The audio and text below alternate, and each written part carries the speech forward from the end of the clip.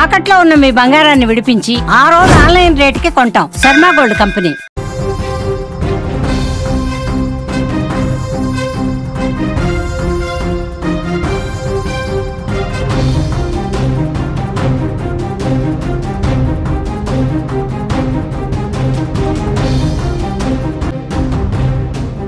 పాకిస్తాన్ తన చావును తానే కోరుకుంటుంది. ఏం లేని విస్తరాకు ఎగిరెగిరి పడినట్టు పాక్ అలానే ఎగిరిపడుతోంది. యుద్ధం వద్దు మహాప్రభో, మమ్మల్ని వదిలేయండి అంటూ కాళ్లబేరానికి వచ్చిన పాక్ మళ్లీ భారత్ కవ్విస్తోంది. కాల్పుల విరమణ ఒప్పందానికి తూట్లు పొడుస్తోంది. సోమవారం రాత్రి మరోసారి భారత్ భూభాగంలో పాక్ డ్రోన్లు కనిపించాయి. జమ్మూ కాశ్మీర్ సాంబా సెక్టార్లో పాక్ నుంచి డ్రోన్లు తీసుకొచ్చాయి. ఆ డ్రోన్లను భారత క్షిపణి రక్షణ వ్యవస్థ కుప్పకొల్చింది. ఇలా పదే పదే పాక్ కవ్విస్తోంది.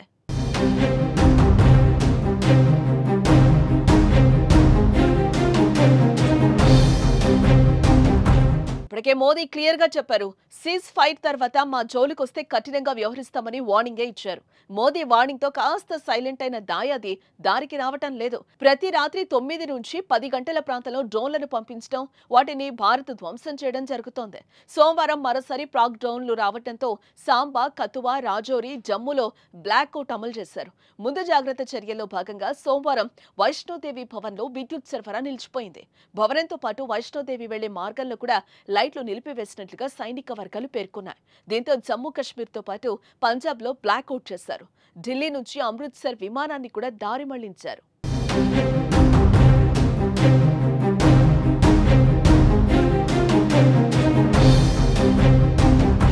సోమవారం భారత్ పాకిస్తాన్ల మధ్య ఉద్రిక్తతలను తగ్గించేందుకు ఇరు దేశాలు డీజీఎంఓల చర్చలు కూడా జరిగాయి.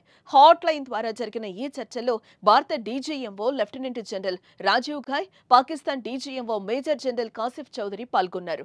ఈ సమావేశంలో ఇరు పక్షాలు ఒకరిపై ఒకరు కాల్పులు జరుపుకోకూడదని, కవ్వింపు చర్యలకు పాల్పడొద్దు, శత్రుత్వ చర్యలు తీసుకోకూడదనే విషయాలకు కట్టుబడి ఉండాలనే దానిపై చర్చించారు.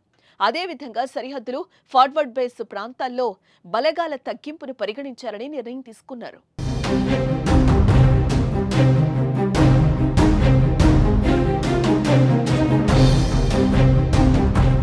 అర్ధరాత్రి డ్రోన్లు పంపడం మినహా బోర్డర్లో ప్రస్తుతం వాతావరణం ప్రశాంతంగానే ఉంది. ఎటువంటి కాల్పులు జరగడం లేదు. 20 రోజులుగా కాల్పుల మోతతో తత్తరిల్లిన సరిహద్దు ప్రాంతాల్లో పరిస్థితి ఇప్పుడిప్పుడే అదుపులోకి వస్తోంది. జనాలు ధైర్యంగా బయటకు వస్తున్నారు. అయితే పాకిస్తాన్ ఇక్కడైనా బుద్ధి మార్చుకోకుండా ఇలానే ఏదో ఒక రూపంలో కవ్విస్తే మాత్రం భారత్ ఈసారి మాత్రం వదిలే పరిస్థితి ఉండదు. కాళ్లు పట్టుకున్నా కనికరించదు. వారికి ఇదే లాస్ట్ ఛాన్స్ కూడా.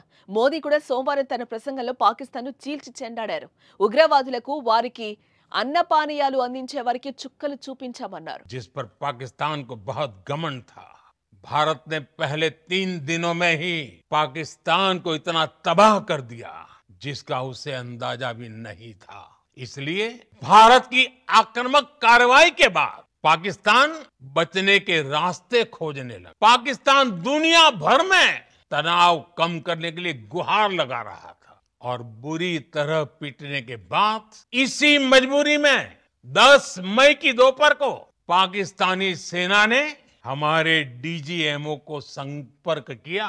तब तक हम आतंकवाद के इंफ्रास्ट्रक्चर को बड़े पैमाने पर तबाह कर चुके. आतंकियों को मौत के घाट उतार दिया गया था.